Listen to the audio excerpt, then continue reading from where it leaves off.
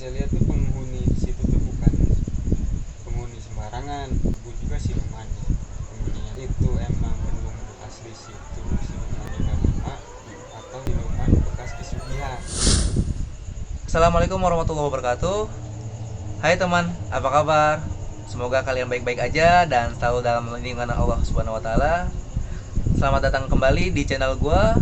Yang belum kenal gua, kenalin, nama gua Maulana Kristianto.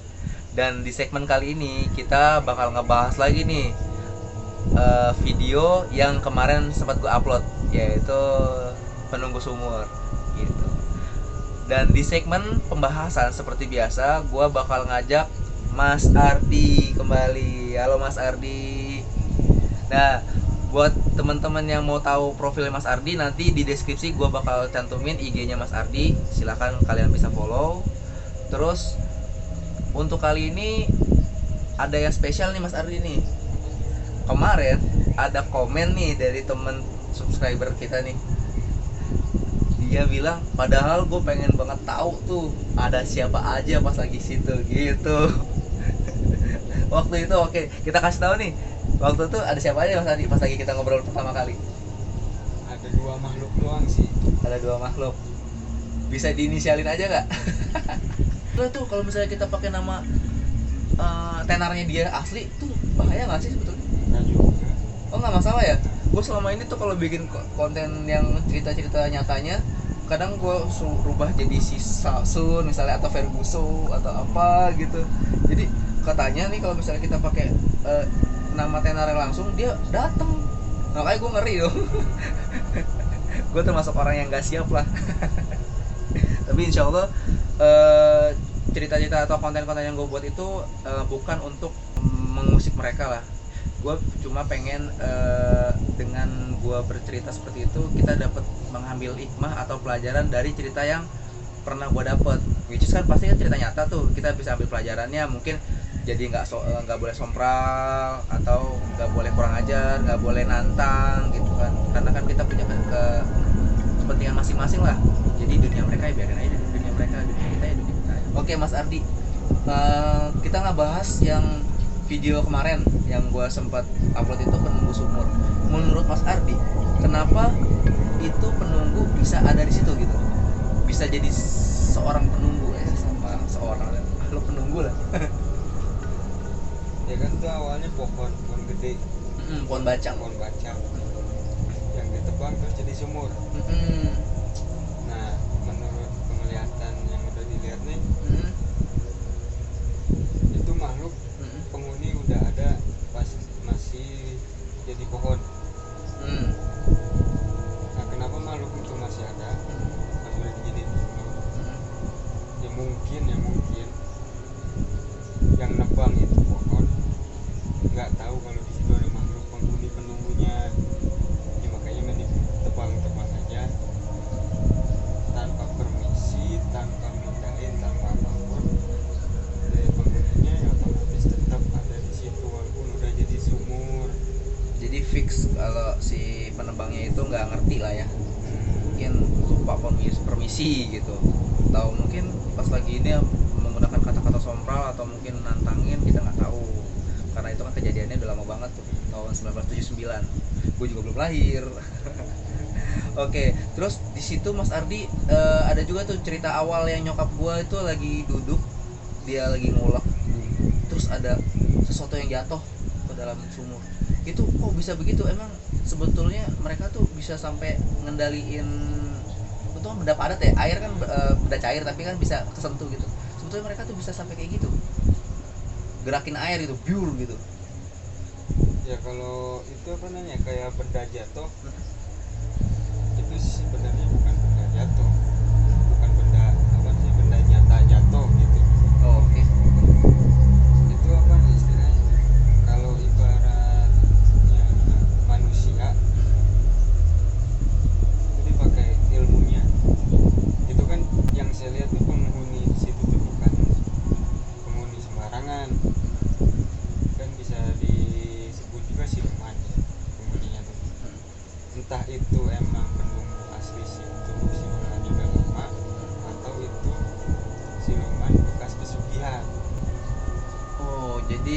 Mas Ardi tuh punya spekulasi jangan-jangan itu bukan semata-mata penunggu dari pohon itu ya. Karena yang saya lihat tuh ini makhluk kan berbentuknya kayak model kerak kayak gitu. Ya, kalau bisa dibilang pesugihan ya ada yang begitu, itu pesugihan buat bikin orang kaya. Ada ya kayak gitu. Ada.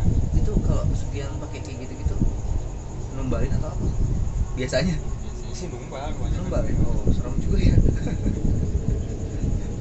Terus kalau ini kan kita ngebahas dari ini ya, dari kejadian-kejadiannya aja ya. Kejadian selanjutnya itu kan sempat juga tuh bokap gua yang kelihatan seperti yang tadi. Si kalau nyokap gua bilang tuh kayak King Kong gede. Badannya tiba-tiba membesar, bulu. Terus pas lagi dideketin bokap gua mendeketin nyokap gua jadi takut dong. Dia yang menepak tangannya bla bla bla. Padahal bokap gua tuh berasa dia nggak apa-apa gitu. Itu gimana Mas Adi? Itu sih ada dua faktor.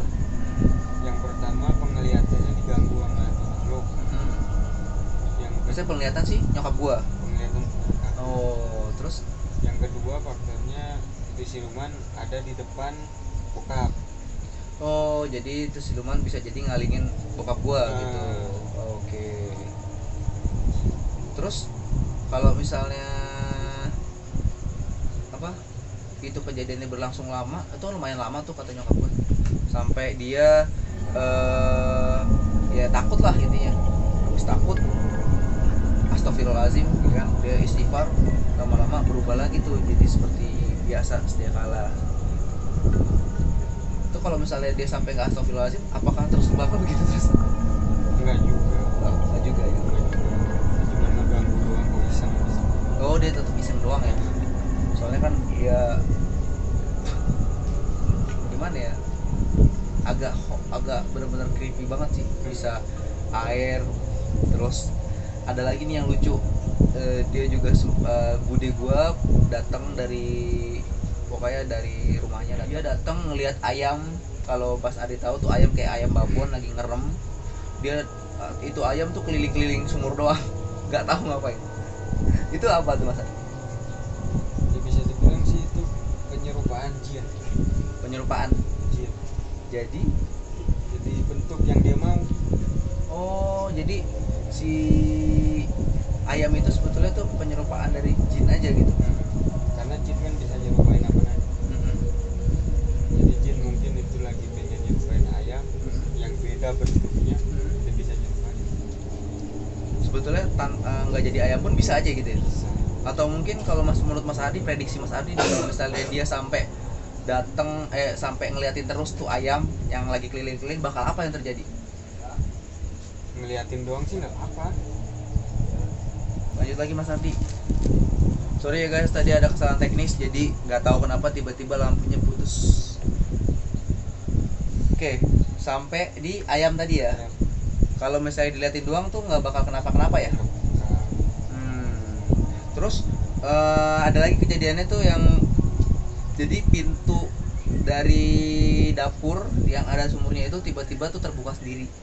Emang bisa dia ngebuka pintu? Ya bisa-bisa aja deh. Jangankan ngebuka pintu, ngebanting pintu aja dia bisa. Oh, sampai bisa nyentuh pedaparat berarti ya? Bisa. Oke. Terus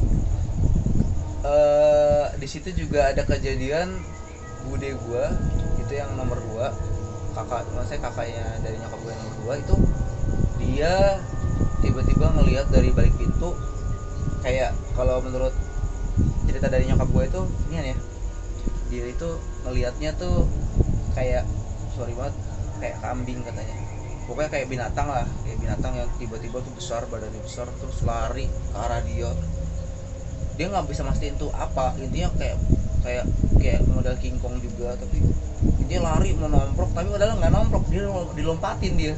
Itu maksudnya ngapain tuh? Kok bisa begitu dia? Jadi itu iseng Ya. isengnya begitu ya. Oh, isengnya begitu ya? Kalau emang bentuknya siluman begitu, isengnya begitu. Karena siluman itu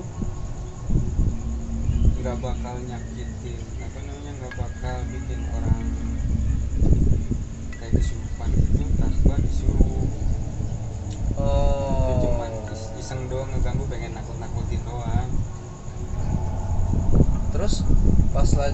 itu juga kakak gue sempat lihat juga kayak gitu, awalnya berkumpul kayak asap gitu, berkumpul asap di samping di dekat bude gue juga dia kayak berkumpul gitu, ngumpul blok jadi satu terus kayak boneka itu sama ya dia juga. Dia juga Sebetulnya di tempat itu tuh ada berapa? ada satu doang itu. Oh, satu doang. Nah, Jadi doang. yang lain-lainnya nggak ada. Nggak ada. Karena kan apa ya, bisa dibilang levelnya juga beda. Oh, levelnya pengaruh ya. Pengaruh beda. Jadi kalau misalnya dia ada, yang lain nggak ada. Nggak ada, pada istilahnya kayak pada takut. Oh, jadi punya kawasan. Bentuknya juga kan beda. Terus kalau untuk ini Mas Ardi, cerita selanjutnya itu yang nyokap gue itu ngelahirin, ini teman-teman. Jadi gue ada ngelewatin cerita nih. Ceritanya itu kakak gue tuh sebetulnya ada dua. Kakak gue yang pertama itu yang beda 9 tahun, dan di tengah-tengah antara kakak gue pertama itu ada kakak gue yang kedua, bedanya 5 tahun sama kakak gue yang pertama. Itu pas lagi dia lahir kondisinya itu sudah langsung gak bernyawa dan agak membiru gitu. Nah itu ada nggak kaitannya Mas Abi? Kalau itu sih nggak ada sih, nggak ada Nggak ada. kaitannya sama sekali.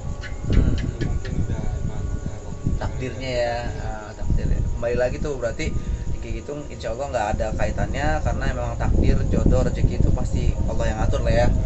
Oke. Terus ada lagi nih kejadian yang paling bener-bener aneh, absurd banget buat gue. Itu nyokap gue habis sesar operasi, dan dia itu pulang ke kontrakan after operasi pulang ke kontrakan, pendarahan banyak, balik ke rumah sakit kering, pulang lagi ke rumah pendarahan lagi, balik lagi ke rumah sakit kering sampai 2 kali. Itu ada nggak kaitannya? kalau buat yang kayak sebegitunya sih penunggu nggak mungkin ada. Jadi fix ya, bukan penunggu ya. Bukan. Jadi spekulasinya tadi kan bisa jadi itu disuruh sama satu lagi ya, Nah, Sugi ya. makanya nih pesen saya nih buat orang-orang nih, kalau emang misalkan ngerasa sakit yang ringan, malah puyeng, jangan pernah sangkut pautin pertama kali sama yang namanya ketempelan, guna-guna.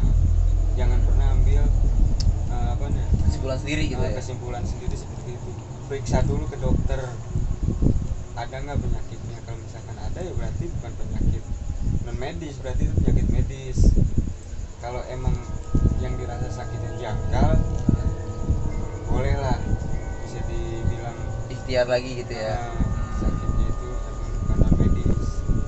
Karena banyak nih pengalaman saya nih, ada orang ngeluh sakit atau gimana,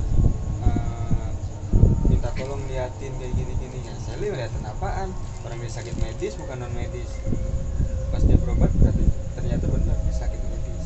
Oh jadi tetap ya, kalau misalnya memang ada kaitannya, yang bisa melihat pun pasti bakal tahu ya. Gitu. Walaupun itu dia nggak bisa nyembuhin pun dia bisa lihat sebetulnya ya. Enggak juga. Oh ada level-level masing-masing juga. Oke.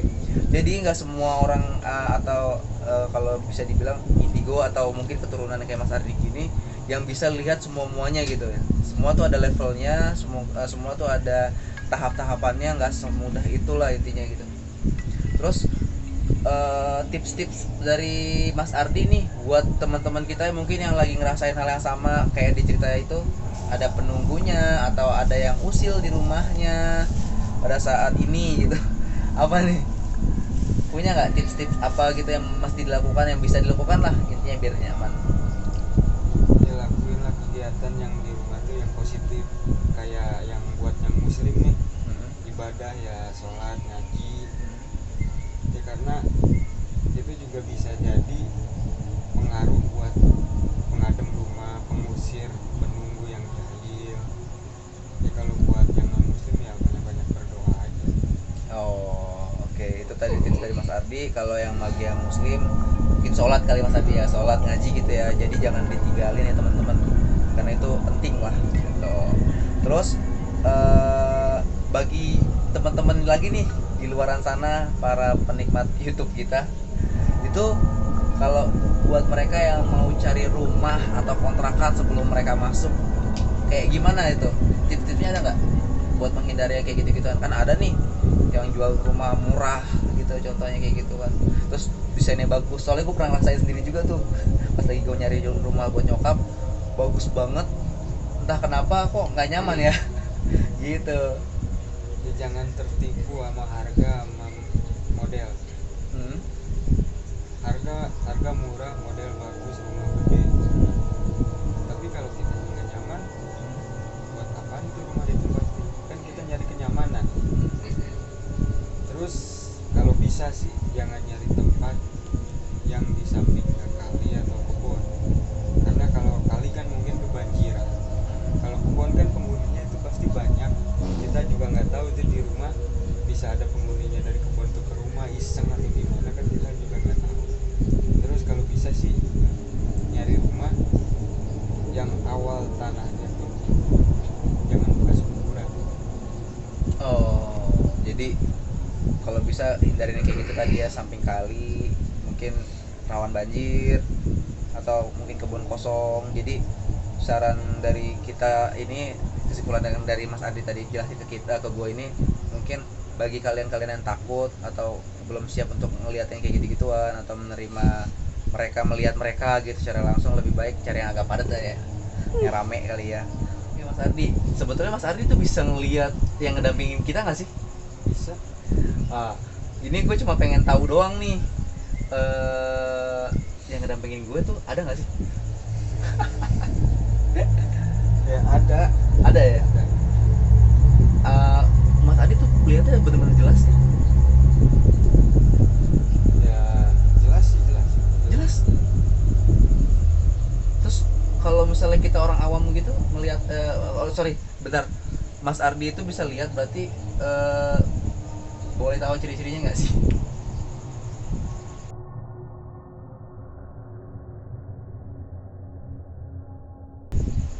Mudah-mudahan baik ya. baik sih Bang. Alhamdulillah. Terus kalau Mas Ardi sendiri bisa lihat punya Mas Ardi sendiri? Bisa, pasti bisa. Kayak gimana? Ya, Kalau Mas Ardi nenek-nenek itu nenek dari nenek ada keturunan atau gimana? turunan. Oh yang tadi gue juga sama. Kayaknya sih ada darah keturunan juga. Oh yang gue juga keturunan. Kebetulan kemarin tanjakan. Oke Mas Ardi, kalau tadi Mas Ardi bilang begitu sakit jangan semua dikaitkan sama gitu-gituan. Itu kalau misalnya ada manusia atau ada seseorang yang sakit kayak gitu, terus dia keseringan, wah ini jangan-jangan karena ini, itu beneran jadi bisa ngedatengin mereka untuk seperti itu gitu? Enggak juga. Malah kalau menurut saya sih buat orang itu jadi rugi. Karena mungkin ya di luar sana kan banyak orang yang bisa tapi manfaatin situasi kayak gitu. Orang sakit karena medis tapi dibilang non medis ya, jadi keluar duit terus. Oke. Terus kalau dari pembahasan masalah penunggu tadi, kita sampai nih di segmen terakhir, ngebahas cerita yang masalah penunggu. Apa nih Mas Ardi punya pesan apa nih buat teman-teman yang udah nikmatin itu semua, terus biar mereka tuh lebih siap lah menerima keadaan bahwa setiap rumah itu pasti ada penunggu, pasti ada penunggunya. Kesannya sih cuman jaga omongan, jaga sikap, jangan seolah-olah tuh kayak mentang-mentangin itu, jangan sombong gitu. Ya terus yang paling penting ya rumah tuh buat yang muslim ya, kayak tadi saya bilang sholat ngaji, ya buat yang non muslim yang berdoa aja buat rumah insya Allah kesimpulannya teman-teman, jangan takut tapi juga jangan sompral, jangan nantangin ya tadi Mas Ardi ya. Intinya kita hidup pasti berdampingan, jangan saling mengganggu. Gue yakin kalau misalnya kita nggak ganggu, mereka juga nggak bakal ganggu. Kalaupun emang sampai ada kesenggol dikit atau mungkin ada sesuatu janggal sedikit, wajar lah ya, namanya juga berdampingan Mas Adi ya gitu. Oke deh, gitu aja kali ini untuk untuk pembahasan masalah penunggu sumur yang kemarin gue udah upload. Akhir kata, wassalamualaikum warahmatullahi wabarakatuh. Gue Maulana Susanto dan Mas Ardi, kita pamit. Sehat-sehat terus buat kalian semua. Bye.